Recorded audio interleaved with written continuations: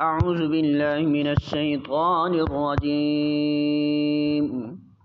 بسم اللہ الرحمن الرحیم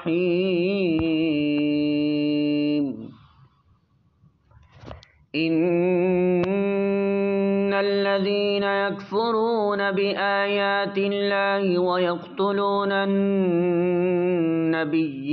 بغیر حق ويقتلون الذين يأمرون بالقسط من الناس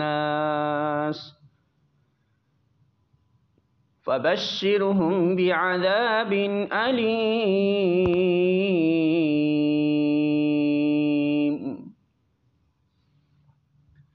سورہ آل عمران آیت نمبر 21 ترجمہ۔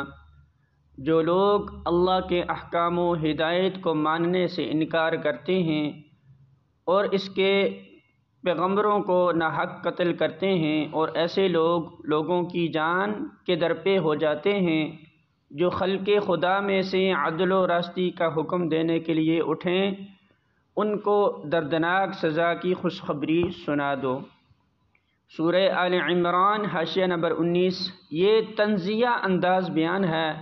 مطلب یہ ہے کہ اپنے جن کرتوتوں پر وہ آج بہت خوش ہیں اور سمجھ رہے ہیں کہ ہم بہت خوب کام کر رہے ہیں، انہیں بتا دو کہ تمہارے ان اعمال کا انجام یہ ہے۔